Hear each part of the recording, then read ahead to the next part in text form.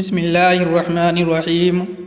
ادیب آؤ چلیں تعلیم دیں ان پڑھ گھرانے کو، جہالت کی جہاں میں پیروی اچھی نہیں لگتی۔ تمام شیطانوں کا سردار اور حاکم ابلیس ہے۔ ابلیس انسان کا کھلا دشمن ہے۔ وہ اور اس کے چیلے انسان کو گمراہ کرنے کے لیے ہر دم کمر بستہ رہتے ہیں۔ روزانہ عصر کے بعد شام کے وقت ابلیس کا تخت بچھتا ہے۔ اس کے ارد گرد تمام شیاطین جمع ہو کر اپنا اپنا کام ابلیس کے دربار میں پیش کرتے ہیں۔ ایک مرتبہ شیاطین اپنی اپنی کارستانی سنانے کے لیے جمع تھے۔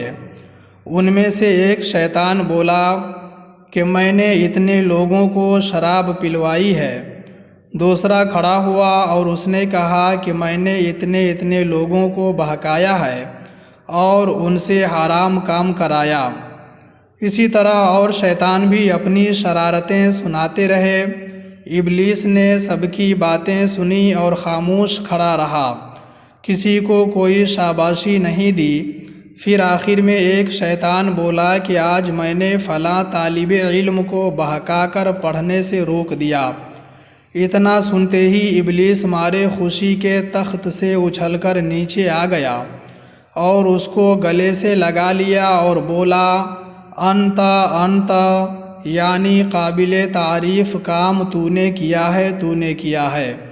دوسرے شیطان یہ دیکھ کر جل بھن اٹھے کہ ہم لوگوں نے اتنے بڑے کام کیے لیکن ہماری کچھ تعریف نہیں، اور اس نے ایک لڑکے کو پڑھنے سے باز رکھا تو اس معمولی کام پر یہ شاباشی کے قابل ہو گیا۔ ابلیس نے کہا تمہیں یہ بات نہیں معلوم، تم لوگوں کا سارا کام اسی شیطان کی بدولت انجام پا رہا ہے۔ اگر یہ انسان کو علم سے باز نہ رکھتا تو تم لوگ انسان کو بہکا نہ پاتے۔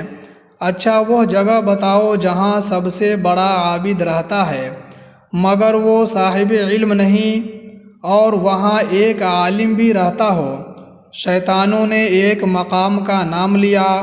ابلیس صبح سویرے آفتاب نکلنے سے پہلے اپنے ساتھ شیاطین کو لیے ہوئے اس مقام پر پہنچا اور ایک انسان کی شکل میں بن کر راستہ پر کھڑا ہو گیا۔ عابد صاحب تہجد کی نماز کے بعد فجر پڑھنے کے لیے مسجد کی طرف جا رہے تھے۔ راستہ میں ابلیس کھڑا ہی تھا، دیکھ کر بولا۔ ابلیس نے کہا السلام علیکم۔ عابد نے جواب دیا وعلیکم السلام۔ ابلیس نے کہا حضرت مجھے ایک شرعی مسئلہ پوچھنا ہے۔ عابد نے کہا جلدی پوچھو، مجھے نماز کو جانا ہے۔ ابلیس نے اپنی جیب سے ایک چھوٹی شیشی نکالا اور دکھا کر پوچھا حضرت کیا اللہ تعالیٰ اس بات کی قدرت رکھتا ہے کہ وہ اس شیشی میں زمین و آسمان کو داخل کر دے؟ عابد کچھ دیر خاموش ہو کر سوچتا رہا، پھر بولا کہاں زمین و آسمان اور کہاں یہ چھوٹی سی شیشی، بھلا یہ کیسے ممکن ہے؟ ابلیس نے کہا بس حضرت مجھے اتنا ہی پوچھنا تھا، اب آپ تشریف لے جائیں۔ شیاطین کھڑے یہ تماشا دیکھ رہے تھے۔ ابلیس نے ان سے کہا تم لوگوں نے دیکھا، میں نے اس کی ساری عبادت ملیا میٹ کر دی۔ یہ عابد اپنی بے علمی کی وجہ سے اللہ تعالیٰ کی قدرت ہی کا انکار کر بیٹھا۔ خدا کی قدرت پر اس کا ایمان ہی نہیں، اب اس کی عبادت کس کام کی؟ پھر ابلیس آگے بڑھا۔ تھوڑی دیر میں سورج نکلنے ہی والا تھا کہ عالم صاحب جلدی کرتے ہوئے نماز کے لیے باہر تشریف لائے۔ ابلیس سامنے پہنچا اور بولا السلام علیکم۔ عالم نے جواب دیا وعلیکم السلام۔ ابلیس بولا حضور مجھے ایک مسئلہ پوچھنا ہے۔ عالم نے کہا جلدی پوچھو، نماز کا وقت کم رہ گیا ہے۔ ابلیس بولا حضور کیا اللہ تعالیٰ اس امر پر قادر ہے کہ آسمان و زمین کو اس چھوٹی سی شیشی کے اندر کر دے؟ عالم نے جواب دیا ملعون تو ابلیس معلوم ہوتا ہے، ارے مردود یہ شیشی تو بہت بڑی ہے۔ اللہ رب العزت ایسا قادر ہے کہ اگر چاہے تو کروڑوں آسمان و زمین ایک سوئی کے ناکے کے اندر داخل کر دے۔